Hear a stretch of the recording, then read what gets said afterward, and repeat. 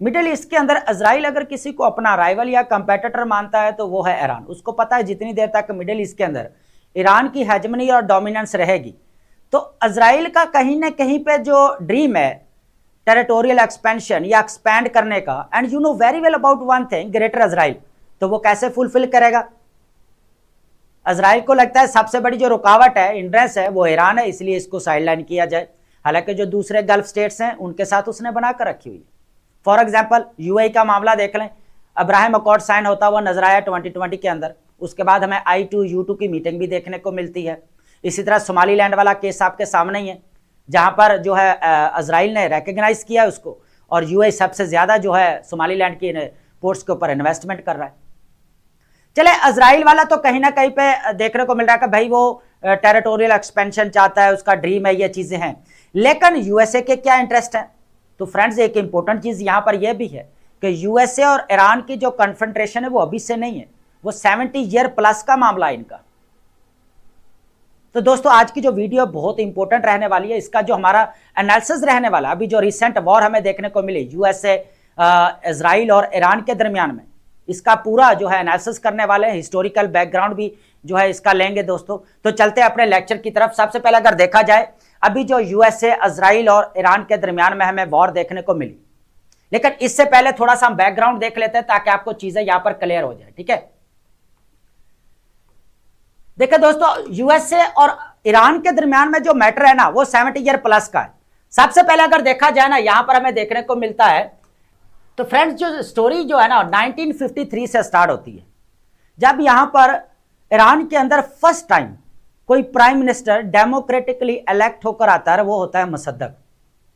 लेकिन यूएसए नहीं चाहता कि भाई यहां पर ईरान के अंदर जो है वो कह लें कि ये प्राइम मिनिस्टर है, वो बिल्कुल इसको जो है पसंद नहीं करते। तो उन्होंने क्या किया, यूएसए ने, भाई हमारे अकॉर्डिंग आना चाहिए कोई भी आए, तो इन्होंने क्या किया कि यहां पर शाह को इंस्टॉल कर दिया, मोहम्मद रिजा पहलवी को। तो जब तक मोहम्मद रिजा पहलवी रहे हैं, ठीक है, 1953 के बाद, तब तक जो है कह लें कि यूएसए और ईरान के मामला ठीक रहे।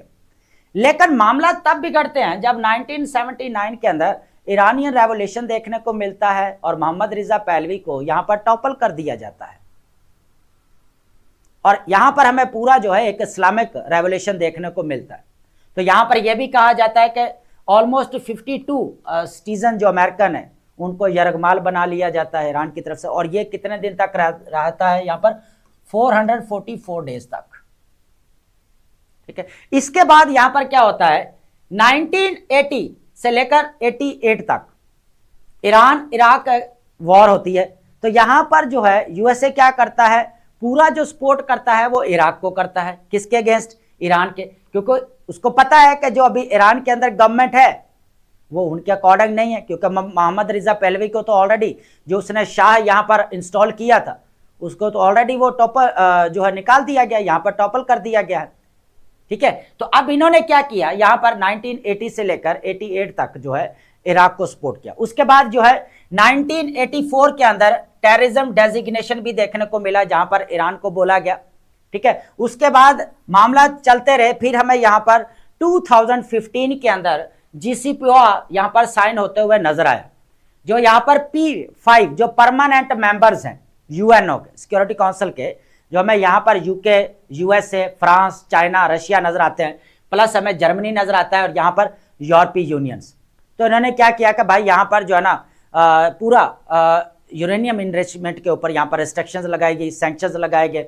बराक ओबामा उस वक्त का जो है यहाँ पर यूएसए के प्रेसिडेंट थे, तो इन्होंने क्या किया, यहाँ पर जो है इस मामला को जो है यहाँ पर ख़त्म किया और ये एग्रीमेंट हुआ, और कुछ जो है सैंक्शन जो है ईरान से हटा लिए गए। लेकिन जब जाते हैं यहाँ पर 2016 के अंदर ट्रंप की गवर्नमेंट आती है, तो ट्रंप के साहब क्या करते हैं, यहाँ पर JCPOA से जो है विड्रॉ कर लेते हैं। क्या करते हैं, पूरा JCPOA से 2018 के अंदर यहाँ पर क्या करते हैं, विड्रॉ कर लेते हैं। इसी तरह हमें यहाँ पर 2020 के अंदर IRGC जो हमें यहाँ पर इस्लामिक रेवोल्यूशनरी गार्ड कॉर्प्स देखने को मिलते हैं, असैसिनेशन देखने को मिलती है 2020 के अंदर कासम सुलेमानी की। ठीक है, तो अब देख ले कि जब से यहां पर ईरानियन रेवोल्यूशन आया 1979 से, तब से जो है इनके दरमियान में यहां पर जो है कॉन्फ्रंट्रेशन ही हमें देखने को मिली है। ठीक है। तो अभी जो हमारे सामने यहाँ पर अभी थर्ड सुप्रीम लीडर जो बने हैं यहाँ पर मुज्तबा खमेनेई, जो यहाँ पर अयातुल्ला खमेनेई के बेटे हैं। ठीक है दोस्तों, तो नेक्स्ट हम चलते हैं यहाँ पर।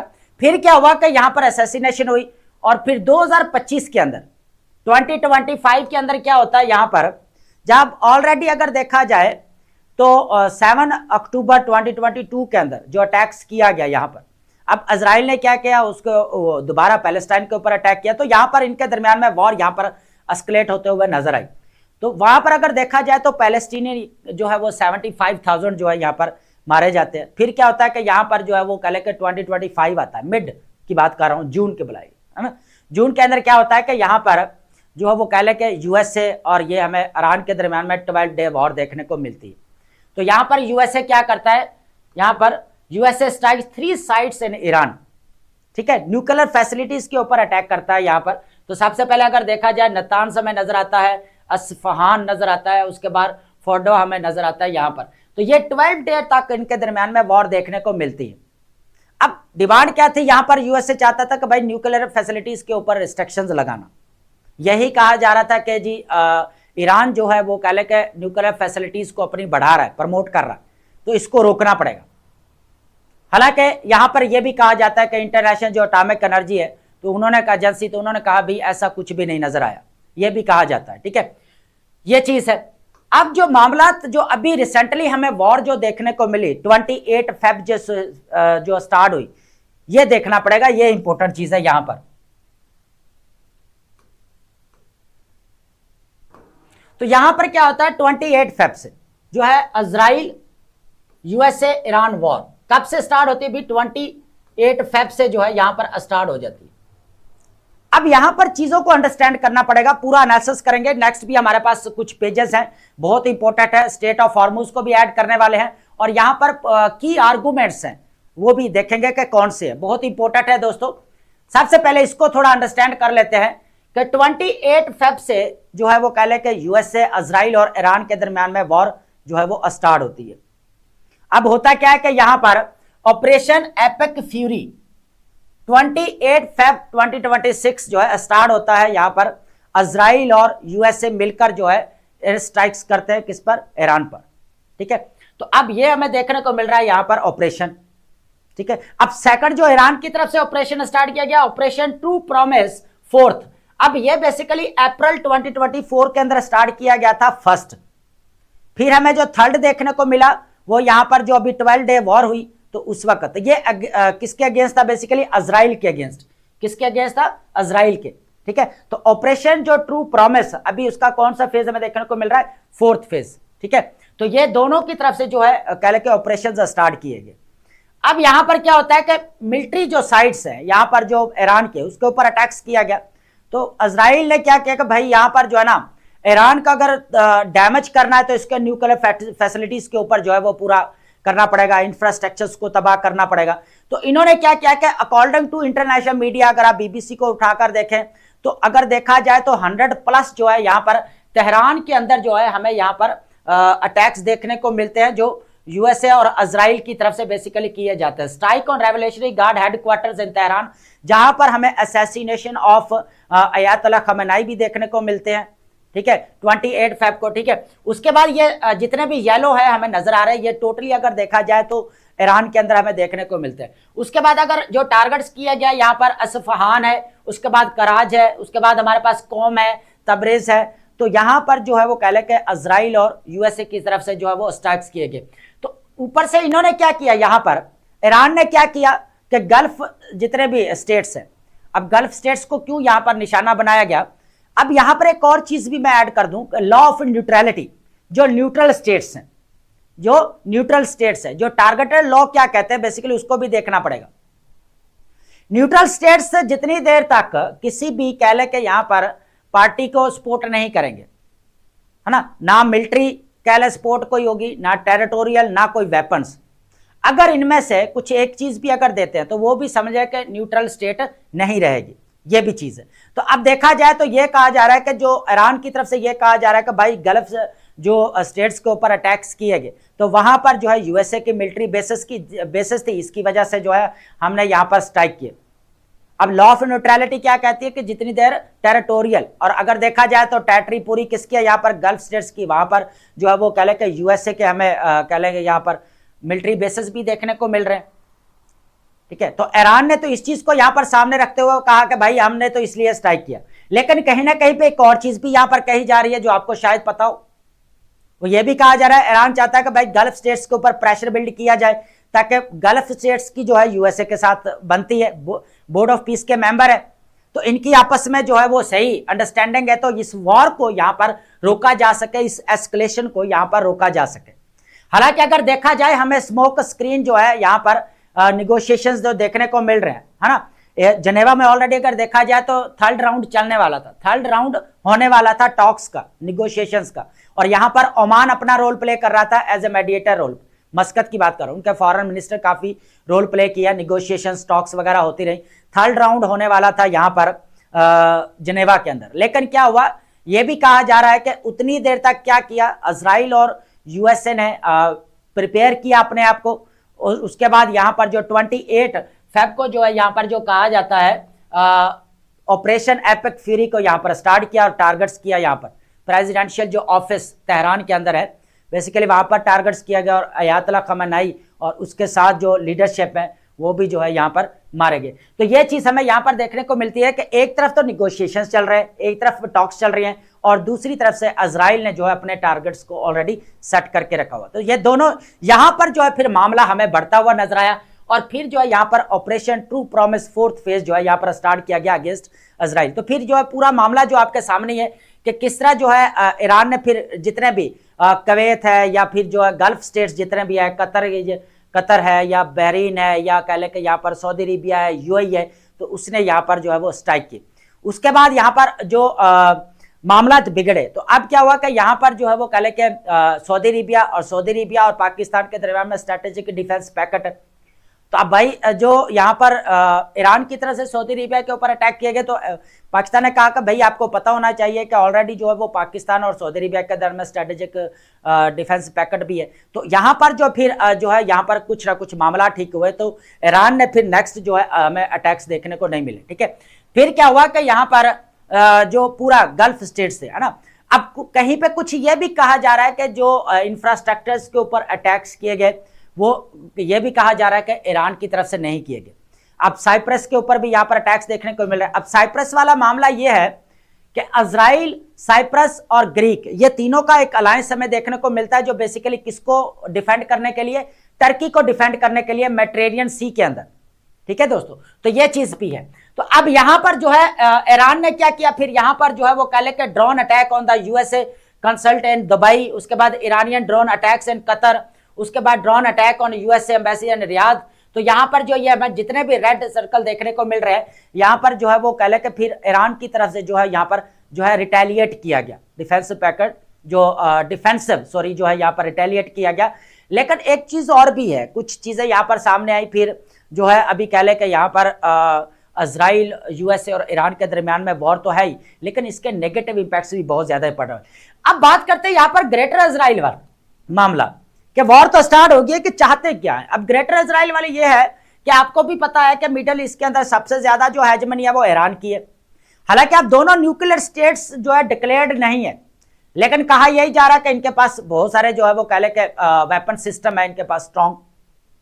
हालांकि देखा जाए तो इजराइल भी कोई डिक्लेयर्ड न्यूक्लियर स्टेट नहीं है, लेकिन फिर भी क्या उसके पास बहुत सारी एडवांस आयरन डोम जैसी जो है यहां पर टेक्नोलॉजी देखने को मिल रही। तो अब इजराइल तो ये चाहता है कि भाई वो एक्सपेंड करे, वो टेरिटोरियल एक्सपेंशन चाहता है कि भाई मेरी टेरिटोरियल एक्सपेंशन हो, और सबसे ज्यादा जो राइवल मानता है ईरान को मानता है, उसको पता है जितनी देर ईरान रहेगा तो मेरा टेरिटोरियल एक्सपेंशन नहीं हो सकता। उसको पता है कि रीजनल लेवल के ऊपर जितने भी मिलिटेंट्स ग्रुप्स वगैरह है वो कौन सपोर्ट कर रहा है, वो उसको पता है कि यहाँ पर ईरान कर रहा है, जैसे हौदीज है, हिजबुल्लाह है या हमास है, इस तरह। ठीक है, अब इजराइल वाला तो ये मैटर है कि ये, अब यूएसए क्या चाहता है इस चीज को भी यहां पर अंडरस्टैंड करना पड़ेगा।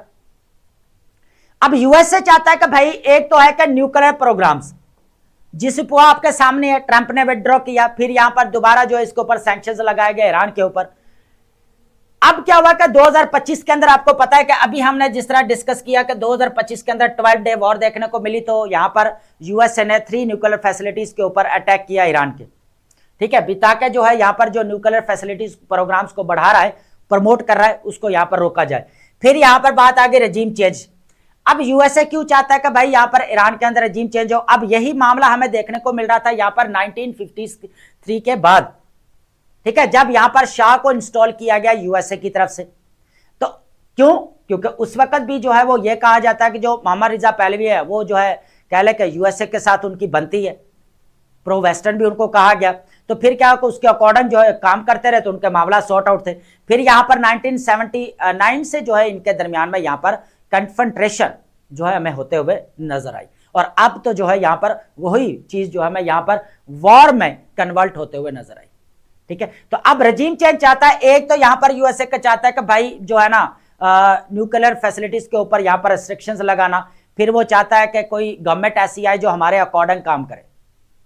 ठीक है, तो अब जो अभी रिसेंटली यहाँ पर ईरान के अंदर अयातुल्लाह खamenei के असैसिनेशन के बाद आफ्टर 8 डेज जो है यहाँ पर उनके बेटे मुज्तबा खamenei को यहाँ पर सुप्रीम लीडर बनाया गया। लेकिन यूएसए की तरफ से यही कहा जा रहा है कि अनएक्सेप्टेबल है, हम इसको कबूल नहीं करते, हमारे अकॉर्डिंग जो है यहाँ पर आना चाहिए, ये भी है। तो अब रजीम चेंज करना ये भी चाहता है कि भाई एक तो न्यूक्लियर फैसिलिटीज के ऊपर और दूसरा यहाँ पर डेमोक्रेटिक रूल्स होना चाहिए। हालांकि वही 1953 के अंदर डेमोक्रेटिक रूल्स को यहाँ पर टॉपल भी किया गया। फिर जो है यहाँ पर जितने भी मिलिटेंट्स ग्रुप्स हैं उनको जो है यहाँ पर सपोर्ट नहीं करेगा ईरान। ठीक है, ये भी चीज कही गई। फिर जो सबसे बड़ी जो यहाँ पर एक रीजन और भी डिस्कस करने वाली है, ऑयल की सप्लाई। ऑयल सप्लाई ये बहुत इंपॉर्टेंट है। प्रॉक्सी ग्रुप की तो वो बात करता ही करता है कि प्रॉक्सी ग्रुप है, न्यूक्लियर फैसिलिटीज के ऊपर कंट्रोल करना पड़ेगा। लेकिन ऑयल सप्लाई, अब ऑयल सप्लाई में अगर देखा जाए तो वेनेजुएला दुनिया के फर्स्ट नंबर पर आता है, जिसका कंट्रोल किसका है अभी, वो यूएसए का। भाई उसने ले लिया, वहां पर रजीम चेंज नहीं हुई, लेकिन उसने जो यहां पर लीडरशिप को लेकर आया, उसने जो है कोऑपरेट किया यूएसए के साथ। डेल्सी रोड्रिगोस वो चाहते कि भाई हम इसके साथ मैटर जो हमारा सटा है, हम कोऑपरेशन चाहते हैं, तो पूरा जो है यूएसए ने कंट्रोल कर लिया। अब वहां पर कितना यहां पर बिलियन बैरल देखने को मिल रहा है, 303 बिलियन बैरल। अब ईरान का नंबर अगर देखा जाए तो 3rd 4th या 5th नंबर पर आता है ईरान का ऑयल सप्लाई में। तो अब यह चीज भी है। अब यह चाहता है कि बेसिकली यहां पर यूएसए कहीं ना कहीं पे इंटरेस्ट क्या है, यह भी है अकॉर्डिंग टू इंटरनेशनल मीडिया। ठीक है, यह भी कहा जा रहा है कि भाई जो है ना यूएसए भी, चलो जो ईरान से जो सबसे ज्यादा ऑयल इंपोर्ट करता है वो है जो है वो चाइना सबसे ज्यादा जो है ऑयल को इंपोर्ट करता है, ये भी चीज है। अब पूरा जो है इसकी डिस्कशन आगे करने वाले हैं स्टेट ऑफ हॉर्मुज को लेकर। लेकिन यह है कि अब जो है यहाँ पर यूएसए चाहता है कि भाई हमारे अकॉर्डिंग जो मुज्तबा खamenei को वो एक्सेप्ट ही नहीं कर रहे। फिर यहाँ पर ट्रंप की तरफ से कहा गया कि हमने रास्ते साफ कर दिए हैं, अब लोग उठे और यहाँ पर जो है वो कंट्रोल हासिल कर लें। फिर ये भी चीजें देखने को यहाँ पर मिली। तो और भी बहुत सारी चीजें, पूरा एनालिसिस जो पेज है आगे नेक्स्ट उसके ऊपर पूरी डिटेल डिस्कशन कर लेंगे। तो ऑयल सप्लाई वाला भी मामला हमें यहाँ पर देखने को मिल रहा है। तो अगर देखा जाए तो दोनों तरफ से इंफ्रास्ट्रक्चर्स का बहुत ज्यादा लॉस हुआ है। अब देखा जाए तो ईरान के अंदर जो है वो हॉस्पिटल्स हैं या कुछ स्कूल्स हैं या फिर उनके कोई न्यूक्लियर फैसिलिटीज़ हैं या मिलिट्री बेसेस हैं, उनको भी टारगेट किया गया। तो इजराइल चाहता है कि कहीं ना कहीं पे जो है ईरान को जो है इंटरनली डैमेज कर दिया जाए। ठीक है, तो अब दूसरी तरफ जो है वो यूएसए ये भी चाहता है कि रजीम चेंज हो। ठीक है, ताकि जो लोकल लोग हैं वो उठे और पूरा जो कंट्रोल हासिल कर ले। अब ये भी चीज़ है। अब चलते हैं आगे, नेक्स्ट जो मेन पॉइंट्स है उनको डिस्कस करते हैं। यहाँ पर स्टेट ऑफ हॉर्मुज, अब इनके दरमियान में जो वॉर लगी हुई उसके जो नेगेटिव इंपैक्ट्स हमें देखने को मिल रहे हैं, इसके बहुत सवेयर प्रिकेरियस थ्रेट है। रीजनल लेवल के ऊपर नहीं बल्कि पूरे ग्लोबल लेवल के ऊपर बहुत इंपॉर्टेंट है दोस्तों। स्टेट ऑफ हॉर्मुज को जो यहाँ पर क्लोज कर दिया गया, जो कहा जा रहा है कि यहाँ पर जो है वो बंद कर दिया गया ईरान की तरफ से, इसको अंडरस्टैंड करते हैं, देन इसका समझते हैं कि ग्लोबल ऑयल सप्लाई चेन के ऊपर क्या फर्क पड़ेगा, इंपैक्ट क्या पड़ने वाला है, इस चीज को भी देखा। अगर देखा जाए तो यूरोप के अंदर ऑलरेडी गैसेस की 50% जो है यहां पर प्राइसेस बढ़ चुकी है। स्टेट ऑफ हॉर्मुज को थोड़ा अंडरस्टैंड करते हैं। यहां पर दोस्तों स्टेट ऑफ हॉर्मुज यहां पर हमें नजर आते हैं, एक तरफ हमें पर्शियन गल्फ देखने को मिल रहा है, एक तरफ हमें गल्फ ऑफ ओमान देखने को मिल रहा है। ये जो हमें यहां पर इसका जो देखने को मिल रहा है, ये स्टेट ऑफ हॉर्मुज, अगर इसकी विड्थ की बात की जाए तो ऑलमोस्ट कहा जाता है कि 21 हमें यहां पर जो देखने को मिल सकती है माइल, है ना। तो अगर देखा जाए तो 33 to 39 जो है किलोमीटर देखने को मिल सकती है यहाँ पर। तो यहाँ पर यह कहा जा सकता है 33 to 39 जो है यहाँ पर किलोमीटर इसकी जो विड्थ बनती है। एक तरफ यहाँ पर पर्शियन गल्फ है और यहाँ पर जो है कह ले के गल्फ ऑफ ओमान है, तो गल्फ ऑफ ओमान और पर्शियन गल्फ दोनों को आपस में कनेक्ट करती है यहाँ पर दोस्तों। उसके बाद अगर इसकी सप्लाई की बात की जाए तो एक तरफ तो हमें यहाँ पर यूरोप से यहाँ पर जो सप्लाई देखने को मिलेगी बाबुल मंदीप से लेकर, ठीक है। दूसरा यहाँ पर एशिया की तरफ आता है, यहाँ पर स्टेट ऑफ मलाइका और फिर यहाँ पर चाइना तक जो है सप्लाई जाती है इसकी, ठीक है। अब अगर देखा जाए तो दुनिया का जो ग्लोबल सप्लाई चेन है, ऑयल सप्लाई चेन की बात कर रहा हूं, वो 20 to 30% जो है यहां से गुजर कर जाता है। कितना दोस्तों? 20 to 30% जो है यहां से गुजर कर जाता है। अगर देखा जाए पर डे की बात की जाए तो 20 मिलियन बैरल डे कह ले के यहां पर ऑयल जो है पर डे यहां पर इसका जो है वो कह ले के यहां पर गुजरता है। एनुअली अगर बात की जाए तो $500 बिलियन जो है यहां पर ट्रेड होती है इसकी, यहां पर इतनी यहां पर हमें सप्लाई देखने को मिल सकती है।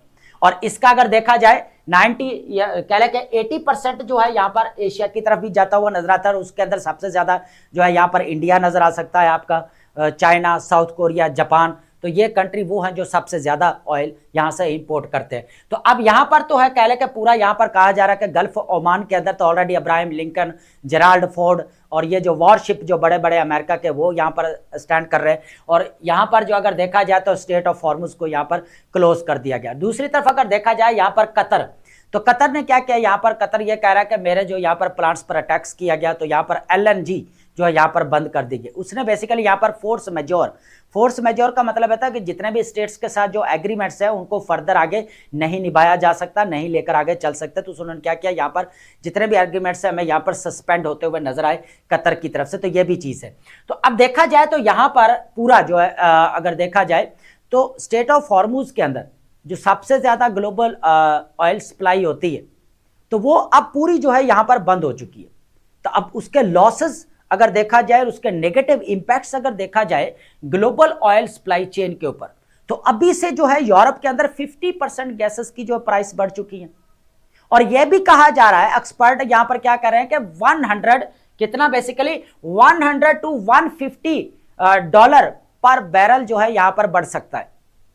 कितना दोस्तों? यहां पर 100 to 150 डॉलर, ठीक है। उसके बाद हमें यहां पर देखने को मिल रहा है कि ये तो आपका 80% जो है एशिया की तरफ जा ही रहा है सारा, ठीक है। उसके बाद यहां पर जो है 7 ऑयल प्रोड्यूसिंग गल्फ नेशंस हमें देखने को मिलते हैं, बहरीन है, कुवैत है, Oman, Qatar, Saudi Arabia, UAE देखने को मिलता है, ठीक है।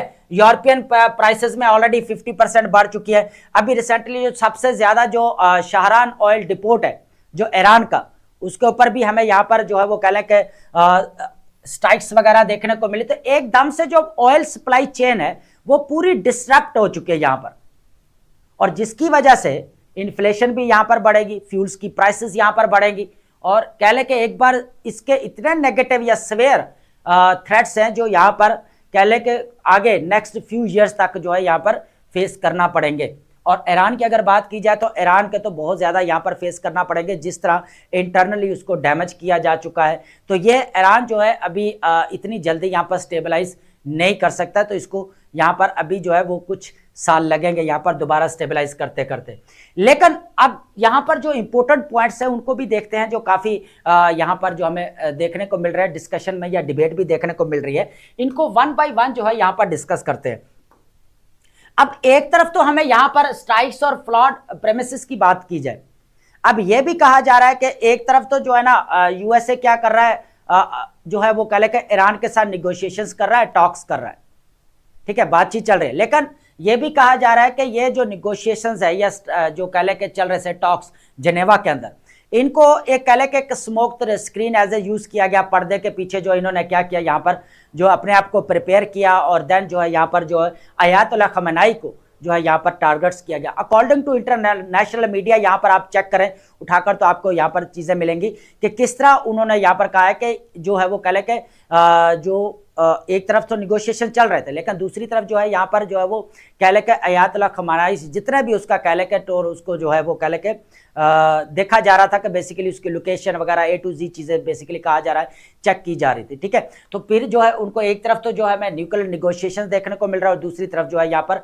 28 फेब को जो है हमें USA इजराइल की तरफ जो एयर स्ट्राइक्स होते हुए नजर आए। दूसरी तरफ अगर देखा जाए तो बैकलैश की अगर बात की जाए ना डोमेस्टिकली, तो डोमेस्टिकली जो है ट्रंप को जो है काफी यहाँ पर जो है वो सामना करना पड़ा है ऑपोजिशन की तरफ से। डेमोक्रेट्स बेसिकली ये कह रहे हैं कि भाई कांग्रेस के अंदर वॉर का अगर डिसीजन लेना है तो कांग्रेस के अंदर सबसे पहले उसकी डिबेट होनी चाहिए। तो जो प्रेसिडेंट जो अपना कॉन्स्टिट्यूशन आर्टिकल 1 है जो यूएसए का, वो तो कहता है कि कांग्रेस यहाँ पर सबसे पहले वॉर अगर किसी के अगेंस्ट स्टार्ट करनी है तो क्या होगा कि भाई यहाँ पर पहले पार्लियामेंट के अंदर डिबेट होगी। तो फिर यहाँ पर रेजोल्यूशन भी डेमोक्रेट्स ऑपोजिशन की तरफ से जो है यहाँ पर पेश की गई, लेकिन वो जो रेजोल्यूशन थी वो भी यहाँ पर रिजेक्ट हो गई। ठीक है, उसके अंदर क्या हुआ कि डेमोक्रेट्स के जो वोट हमें मिले वो 212 थे, और जो यहाँ पर रिपब्लिकन ट्रंप की पार्टी थे उनको 219 वोट मिले। तो इस वजह से जो है वो भी रेजोल्यूशन यहाँ पर ड्रॉप आउट होगी। तो उसके बाद जो ग्रिगरी मिक्स है जो हमें डेमोक्रेट्स के नजर आते हैं, उन्होंने कहा कि जो यूएसए था, जो ट्रंप था, वो बिल्कुल भी वॉर के लिए प्रिपेयर नहीं था, और जो भी इमरजेंसी यहाँ पर क्रिएट की गई तो वो यूएसए की अपनी, जो ट्रंप की अपनी क्रिएट करता है। हालांकि यहाँ पर मार्क रूबियो ने ये स्टेटमेंट भी यहाँ पर दी कि भाई इमरजेंसी की सूरत थी, नेशनल सिक्योरिटी का मसला था, तो इसलिए जो है यहाँ पर ये किया गया। लेकिन यहाँ पर जो कुछ इंटेलिजेंस हमें देखने को मिल रही है, जो चीज़ें कभी जो पेंटागन है, और यह भी कहा जा रहा है कि अकॉर्डिंग टू इंटरनेशनल मीडिया अब ये भी कह रहा है कि देयर इज नो इंटेलिजेंस कि यहाँ पर जो है वो कल के ईरान जो है वो अटैक करने वाला था बेसिकली यूएसए के ऊपर। तो ये भी चीज़ है। हालांकि अगर देखा जाए ये भी कहा जा रहा है कि अब अयातुल्लाह खamenei जो है वो बिल्कुल कल के बैलिस्टिक मिसाइल के अगेंस्ट थे, ये भी चीज़ देखने को मिल रही है, ये भी कहा जा रहा है। तो अब क्या जो न्यू आएगा वो इस मिस्टेक के क्या करेगा, ये भी तो एक क्वेश्चन मार्क ही है। लेकिन ये है कि फिर ट्रंप को जो है, ट्रंप की तरफ से ये कहा गया कि हमने जो है डिफेंसिव जो है यहाँ पर अटैक किया ईरान के ऊपर, कि यहाँ पर जो है ईरान जो है वो स्ट्राइक करने वाला है, तो इसलिए जो है हमने डिफेंसिव अटैक किया। तो ये भी चीज़ें यहाँ पर देखने को मिली। तो ये ईरान जो है अगर देखा जाए कॉस्टली काउंटर ऑफेंसिव अगर देखा जाए तो इंटरनली जो है पूरा हमें डैमेज होता हुआ नजर आया। ईरान ने फिर आपको पता ही है पूरा गल्फ स्टेट्स के ऊपर अटैक्स किए जहां जहां पर यूएसए की मिलिट्री बेसेस नजर आती है। अब एंड गेम की बात करते हैं, जो मेन पॉइंट्स है यहाँ पर, रेजिम चेंज विदाउट एग्जिट। अब यही चीज हमें यहाँ पर देखने को मिली कि जब इराक का वाला मामला आपके सामने 2003 के अंदर, लीबिया वाला और अफगानिस्तान वाला, लेकिन अब क्या हुआ, यहां पर ट्रंप ने यह समझा कि भाई ये भी कहा जाता है कि वेनेजुला के अंदर जो इन्होंने कंट्रोल हासिल कर लिया तो इसी तरह जो ईरान के ऊपर भी कर लिया जाएगा। लेकिन ये तो मामला थोड़ा डिफरेंट था उससे। तो फिर क्या हुआ कि यहां पर अभी तक जो है रजीम चेंज तो नजर नहीं आई। हालांकि यूएसए की तरफ से कहा जा रहा है कि हम जो है मुजतबा जो खamenei को यहाँ पर एक्सेप्ट नहीं करते, अनएक्सेप्टेबल है। लेकिन यहाँ पर जो रजीम चेंज वाला प्रोसेस था वो यहाँ पर हमें होता हुआ नजर नहीं आया। हालांकि सिचुएशन पूरी वही है लेकिन हो नहीं पा रहा। उसकी वजह यह है कि जो इस्लामिक रेवोल्यूशनरी गार्ड कॉर्प्स है वो बहुत ज्यादा स्ट्रांग है। तो अब वही हमें यहाँ पर दोबारा जो है अपने गवर्नमेंट में या कह के सुप्रीम लीडर बनते हुए नजर आए उनके बेटे अयातुल्लाह खamenei के। ठीक है, तो अब क्या हुआ कि यहाँ पर यूएसए बेसिकली यही है कि जो है वो नहीं चाहता कि बेसिकली आगे जो जितना भी कह ले के यहाँ पर ईरान के अंदर कोई रूलर आए तो वो जो है अपनी मर्जी से हो, बल्कि कैसे हो हमारे अकॉर्डिंग काम करना चाहिए। तो वो यही चीज़ चाहता है। और ये चीज़ हमें यहाँ पर देखने को मिल रही है। जो मोहम्मद रिजा पहलवी के जो बेटे हैं उनकी बात की जा रही है कि वो उनको लाए जाने की भी बात की जा रही है, कहीं ना कहीं पे ये भी कहा जा रहा है। तो ये भी चीज़ हमें यहाँ पर देखने को मिल सकती है। तो अब अफगानिस्तान के अंदर तो हमें यहाँ पर यूएसए की तरफ से रजीम चेंज की गई, इराक के अंदर भी देखने को मिला, लीबिया के अंदर भी देखने को मिला।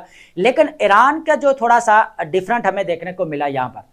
तो अभी तक जो है रजीम चेंज बेसिकली ये नहीं है कि आप एक पॉलिटिकल लीडरशिप को या आप कह लें कि एक पॉलिटिकल जो हेड गवर्नमेंट का या स्टेट का उसको आप टॉपल कर देंगे या उसके असैसिनेट कर देंगे तो यहाँ पर रजीम चेंज होगा। रजीम चेंज का मतलब है पूरा पॉलिटिकल सिस्टम आपको चेंज करना पड़ेगा।